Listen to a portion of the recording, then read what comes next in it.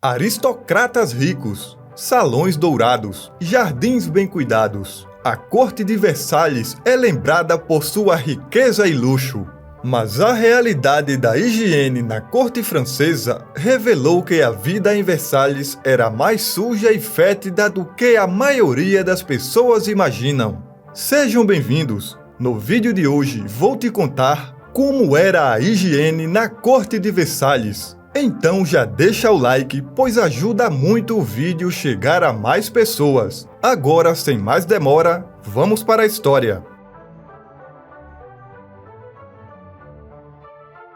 As pessoas no século XVII não viam banhos de água quente como um benefício prazeroso ou necessidade higiênica. A realidade é que muitos deles acreditavam que tomar banho em água quente fazia mal à saúde. Segundo o historiador Jules Harper, a crença comum era que a água morna enfraquecia o corpo e alargava os poros, permitindo assim a entrada de doenças. As pessoas achavam então mais seguro à saúde uma lavagem rápida do que mergulhar em uma banheira. O Rei Sol não foi exceção. Os historiadores acreditam que ele só tomou 2 banhos ao longo de toda a sua vida. Isso não quer dizer que ele não se importava com a higiene. Ele se limpava com uma toalha, usava perfume e álcool no corpo e lavava as mãos todas as manhãs. Quando Luís XIV ficava muito suado, ele simplesmente trocava de roupa. Luís e sua corte trocavam de roupa várias vezes por dia, um movimento que sinalizava seu dinheiro e status. Embora os perfumes permitissem aos usuários exibir sua riqueza e mascarar cheiros desagradáveis, o odor corporal ainda era um problema. Afinal, os desodorantes nas axilas não eram utilizados até o século XX. Atender ao chamado da natureza nem sempre foi uma experiência privada em Versalhes. Luís XIV costumava receber visitantes enquanto estava descarregando a massa, assim como outros membros de sua corte. No entanto, todos os habitantes tinham penicos ou cômodas em seus quartos privados. Quanto mais importância uma pessoa tivesse na corte, maior a probabilidade de ter um pequeno armário em seus aposentos para fazer suas necessidades. O primeiro vaso sanitário com descarga não chegou a Versalhes até que Luís XV, o sucessor do Rei Sol, instalou uma para seu uso pessoal em 1738. Embora os habitantes tivessem cômodas e penicos em seus aposentos privados, Versalhes tinha latrinas de uso público. Mas considerando o grande número de pessoas no palácio, a quantidade de latrinas era insuficiente para suprir as necessidades de todos. A combinação de banheiros mínimos e a alta demanda significava que as latrinas estavam sempre cheias. Elas muitas vezes transbordavam e o esgoto penetrava pelas paredes e pisos de salas vizinhas.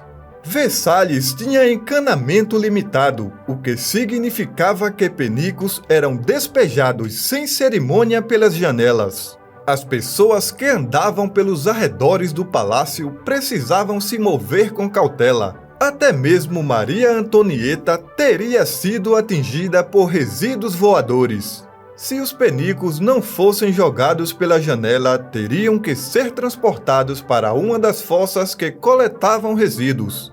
Devido à falta de encanamento adequado e à quantidade de pessoas no palácio, muitos integrantes da corte respondiam ao chamado da natureza quando e onde queriam.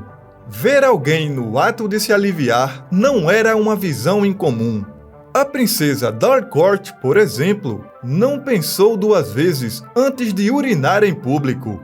Em 1702, a princesa Isabel Carlota da Alemanha recuou diante dos comportamentos que viu na corte francesa. Em suas palavras, as pessoas paradas nas galerias em frente ao nosso quarto urinam em todos os cantos. É impossível sair de um apartamento sem ver alguém urinando. Luís XIV finalmente fez questão de instruir os servos a limpar a sujeira semanalmente.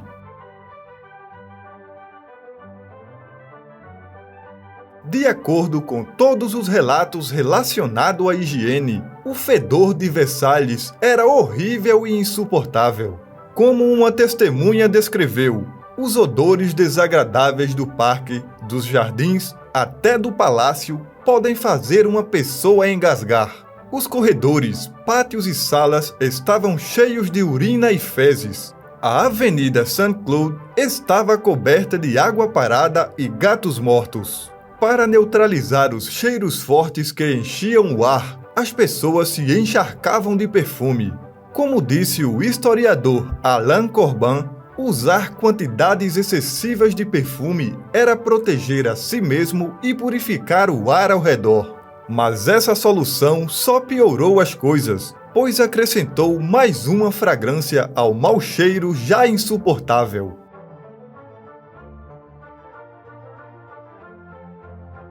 Versalhes não era apenas a sede da autoridade real na França, era também um local de ligações entre todas as classes.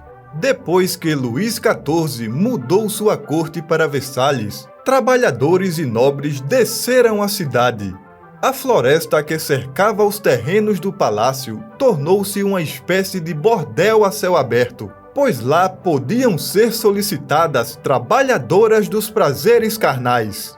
Luís XIV policiava vigorosamente as cortesãs, as considerava imorais e as marcava como pecadoras.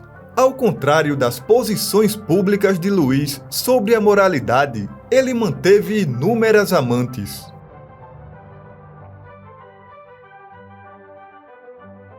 Depois de uma vida inteira de problemas dentários, Luís XIV estava desdentado quando faleceu em 1715.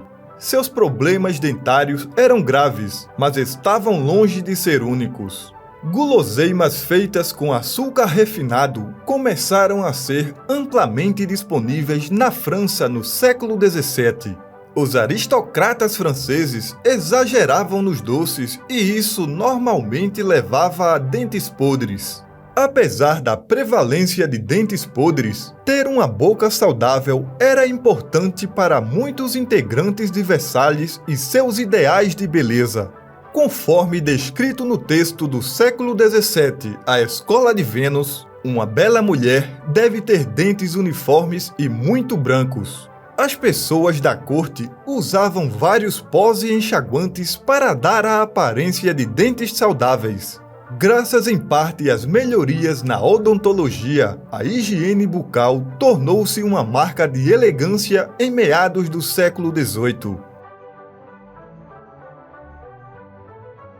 As condições higiênicas em Versalhes também afetaram a alimentação. Os problemas de encanamento dificultavam a vida dos cozinheiros do palácio. Em pelo menos uma ocasião, o esgoto infiltrou-se nas cozinhas particulares de Maria Antonieta e contaminou tudo.